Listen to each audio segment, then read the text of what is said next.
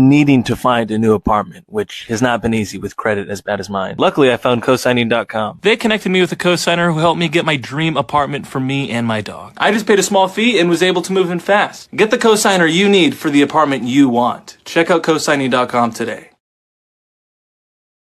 You know, as an avid Trump supporter, of course, I'm America first. But to be America first, you must also be America only. As a MAGA Trump supporter, we must speak out.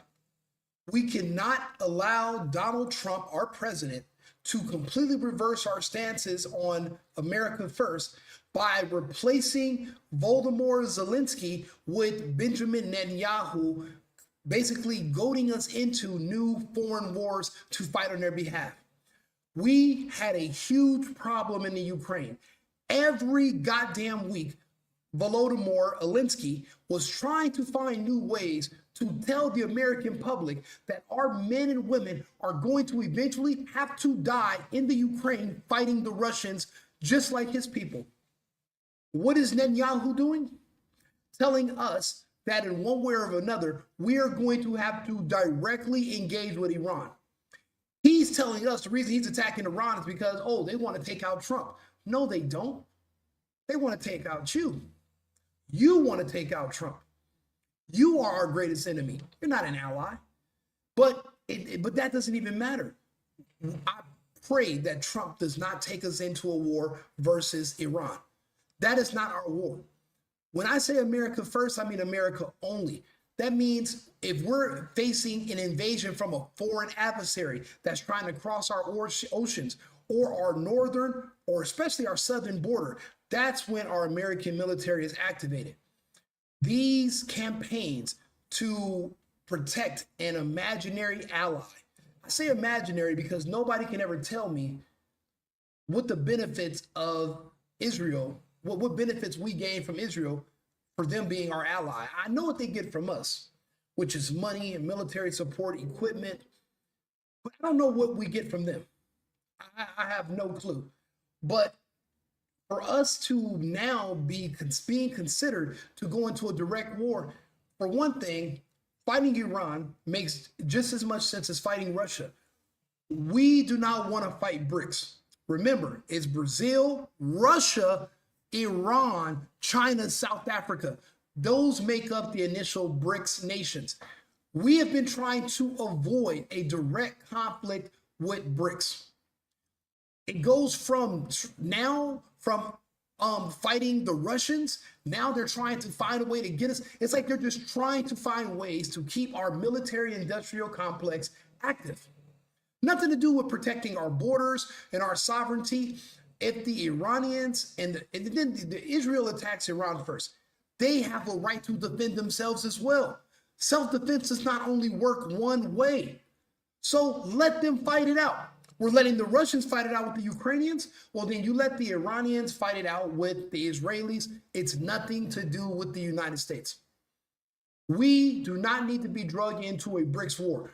Trump wrote the book, The Art of the Deal. I want to see him make a deal with these countries, a deal that protects us, not that protects Israel, not that protects the Ukraine, not that protects anyone else. America first, America only. We have our own laws. We have law and order that has to be restored here in the United States, saying that Americans can go to jail, but not the immigrants. That means the laws are not being equally applied to everyone in the United States. But there also are laws of international engagement. Israel illegally attacked Iran. But we're not Team America World Police. I love the movie. Daka, daka, daka. People throwing up in their puppets. It was a great movie. I don't want to live it. I don't want to live it. Is there an issue with Islam rapidly expanding into Europe? Eventually it's going to make its way? Yes. But us attacking Iran is not going to solve that problem.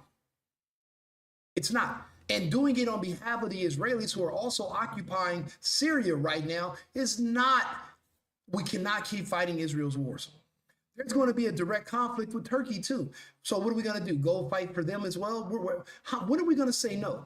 Hopefully it's now. Tim Pool just did a small segment on it. I want to bring it up. But again, This will be a complete reversal on America first, and this will be one of the only times that I would ever say Trump would lose my support. The number one appealing aspect about Trump, now I can't stand the demos and what they do with child mutilation and all the gay stuff.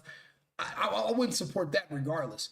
But I was so enthusiastic about supporting Trump because I was tired of watching the mental manipulation of the public trying to gear us into fighting a war that has nothing to do with us in the Ukraine. I see Israel doing the same thing. I don't want to see it happen here. That's one of the only deal breakers. No new wars, no taking us into wars that have nothing to do with us. The Iranians are asking us to stay out of it. I think we should. Hopefully Trump.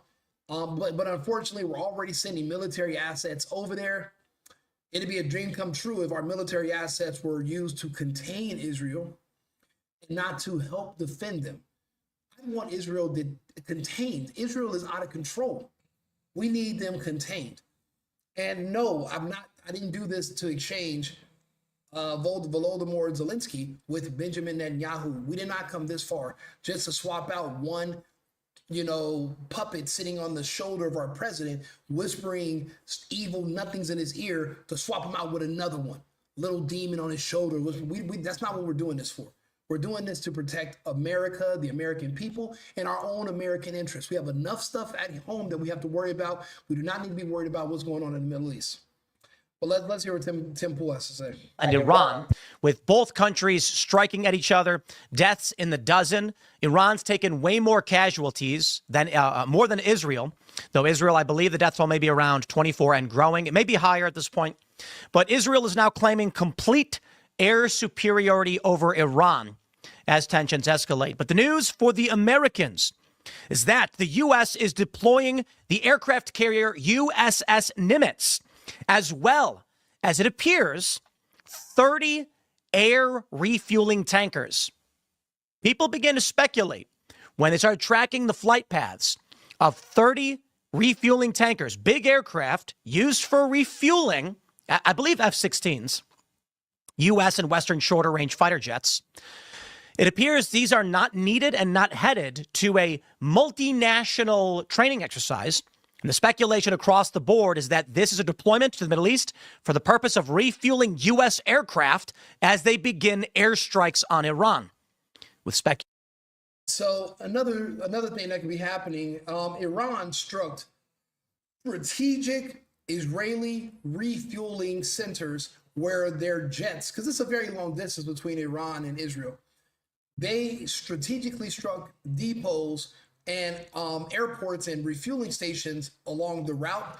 It seems that the U.S. maybe Israel's requesting help with refueling so that their fighter jets can make more trips to Iran. That's also another reason they could be bringing there. So they could be coming to do a logistical support, but we should be doing zero support. We don't even want to accidentally. You got to think about it. False flags are real. The USS Liberty, it was real.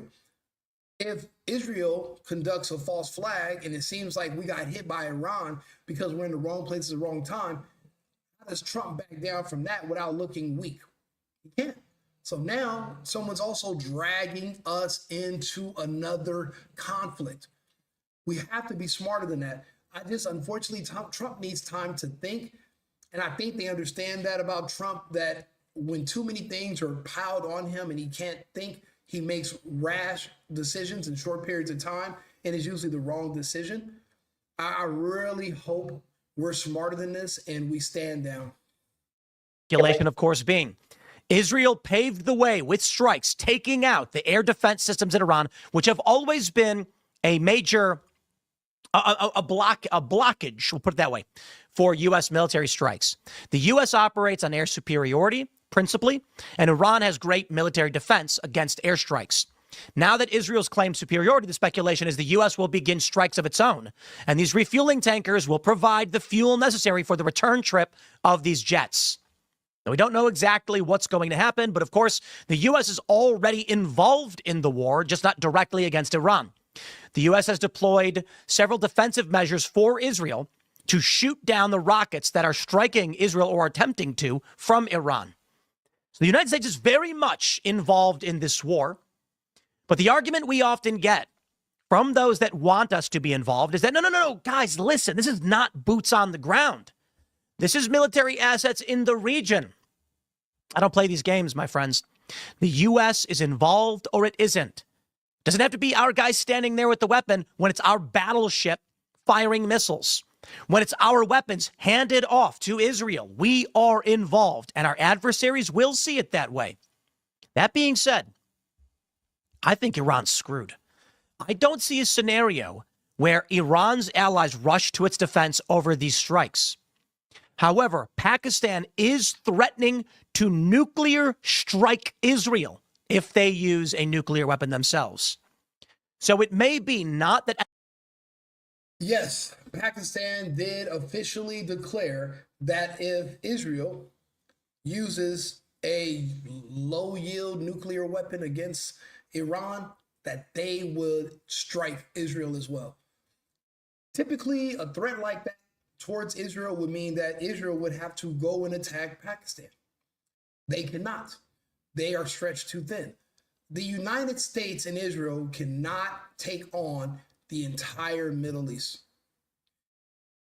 If we bite off more than we can chew, and we lose an aircraft carrier and anything more than 20 to 50 U.S. military personnel, the entire country will turn on Trump. We have war fatigue. Afghanistan, Iraq, the Gulf War, Vietnam. We see the movies. We know what the protests look like. We know how many people died just protesting against Americans fighting. We've never once fought an enemy on our own borders. That tells me that every war we've ever fought was optional. We never faced an existential threat that was actually a direct threat to us. So what were we doing and why? Collectively as a society, we can't agree on much, but we can't agree on this. War is hell. And you better have a hell of a good reason for us to go into war. And we have not had a hell of a good reason. We haven't even gotten permission from Congress to go to war in 60 years. I think Trump's going to do the right thing. He's going to pull back at the last minute. I don't think he's going to authorize strikes in Iran. He's actually offering Putin to come in and help negotiate a peace between Iran and Israel. The problem is Israel, as long as they know they got the Americans by the balls and can influence the American military to do their dirty work, there's no reason for them to settle. See, right now in the Ukraine, Volodymyr is trying to figure out how to get back on our good side because he does want to, now they want to negotiate because they're done. They're losing to the Russians all out. However, we've already pulled out of that situation and we want nothing else to do with it. You can't blame us. Hopefully we can do the same sooner than later with Israel because the juice is not worth the squeeze when it comes to defending an enemy that literally struck first. Any large adversarial nation such as Russia or China gets involved, but it may be that smaller nations do escalate conflict, and then we don't have World War III, we have a world at war, which is arguably the same thing. But the reason I draw the distinction is the world wars were large allied nations fighting over principally the same issue. World War II, Japan was doing its thing, but did have an alliance with Germany. I believe we'll end up seeing possibly pocket conflicts all over the world that escalate to the point of war and are very serious, but not necessarily a unification of the enemy powers, the adversarial nations, I should put it. You know, one thing about these people in the Middle East, they're becoming less and less afraid of the United States. Their technology is advancing enough where they can now defend themselves. Yemen has been struck by the United States. The Yemenis are still there. They're still fighting. If they want to, they can go back to attacking any ships that pass in their territory in the straits, even American military personnel and carriers. They have no problem shooting at us. If this expands and the fear over the Israelis being protected by the United States, if that fear dissipates, I don't know how much longer Israel is going to be able to just stand constantly fighting by itself. Already, many of its citizens are already fleeing from Israel to Europe. So who's going to still be there? The Zionists. Maybe the Ashkenazi Jews, but a lot of people are leaving. People are thinking this might be the end of Iran, but Iran's a closed country. We don't really know what's going on in Iran. Have they not been expecting this to eventually happen for the last 30 years? Of course they have. I'm sure they've built infrastructure inside of mountains and underground that's impenetrable, that these strikes are not going to destroy or cripple their military. They will lose commanders. They will lose military leaders that are above ground on the surface. That's natural, and that is to be expected. But I don't think China and Russia are going to let Iran collapse, because then that's like moving a chess piece and you're putting both Russia and China in check. That means you're one move away from mate. And I don't think they can let Iran fall. They're not going to, and I know it seems bleak right now, and for content purposes, we're making these videos, but I'm hoping, and I'm pretty much gambling as a Trump supporter, that Trump will do the right thing and he will pull us back and he will not take us deeper into an unnecessary war in the Middle East. We've already pulled out of the Ukraine. We will also pull out of Israel as well. And, you know, Trump found out that Netanyahu had already, in Israel, been stabbing him in the back anyway. We have no love for these people. I think right now, just sending these carriers over there, this is lip service. We're not sending military personnel. We're sending logistics and refueling tankers. We shouldn't even be sending that. I mean, but that's almost damn near as good as nothing. We're not sending ships over there. We're not sending anyone over there to attack, because it would be a pointless war. We're not going to wipe Iran off the map. Not going to happen.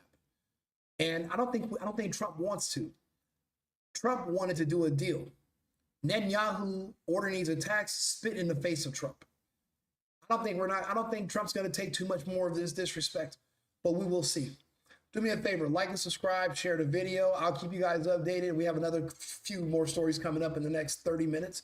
So again, like and subscribe, come back, and I'll talk to you guys shortly. Thank you for tuning in. America first. I've been needing to find a new apartment, which has not been easy with credit as bad as mine. Luckily, I found cosigning.com. They connected me with a cosigner who helped me get my dream apartment for me and my dog. I just paid a small fee and was able to move in fast. Get the cosigner you need for the apartment you want. Check out cosigning.com today.